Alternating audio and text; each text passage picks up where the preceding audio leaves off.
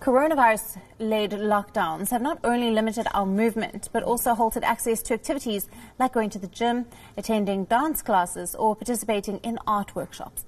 But it's not as bad as it looks, thanks to the power of the internet. Now, people are shifting to online classes.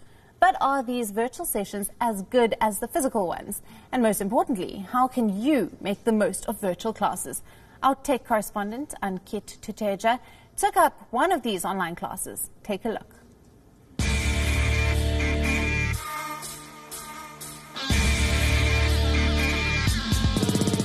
Like you, I'm also in a lockdown, but that's not going to keep me away from my fitness routine.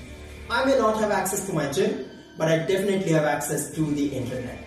So what I'm going to do, I'm going to go online and do some exercises with the famous squash player Maria Waziri. Let's see how it goes.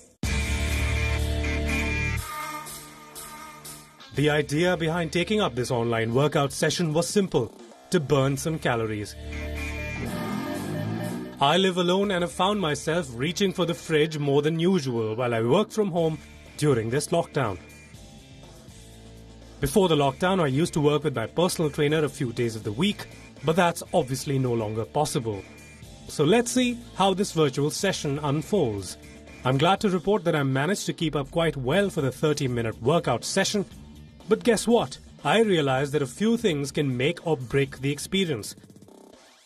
So if you decide to attend a class online, try and follow these simple tips.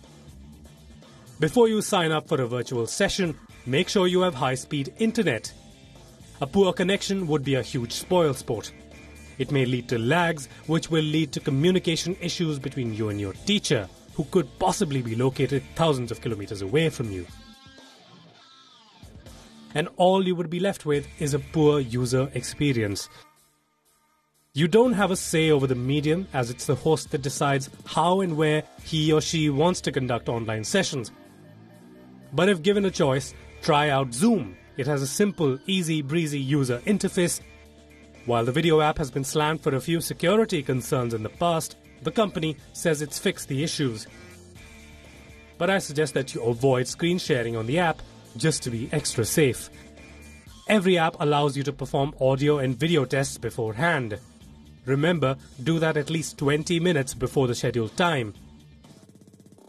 It will leave you with enough time to fix any technical glitches and save you from last-minute hassle. The next thing is something that didn't occur to me before I started the session. I only realized it after I started, but I managed somehow. It's always a good idea to connect your phone or laptop to a wireless speaker for these kinds of sessions, because your device's speaker may not blare loud audio, and low audio would make following instructions tough when you're away from the screen.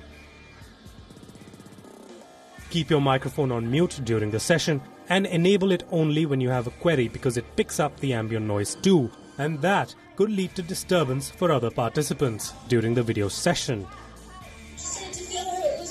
And then all of a sudden, crash! The chair broke! Oh no, and she fell! Also, if your app allows a recording facility, use it. The recorded video could be a reference point for use later.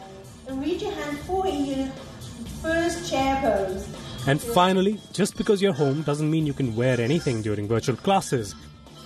Dress appropriately because it reflects your seriousness towards an activity. Also, just like your real-world classroom, a virtual session is also attended by many people at the same time. I'm sure you wouldn't like to be judged, ridiculed, or taken less seriously. Downward facing dog.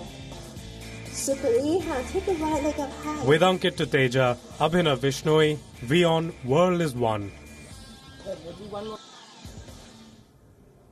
And with that, we've come to the end of this news broadcast. Thanks for watching. Stay tuned to WION World is One for all your news and updates.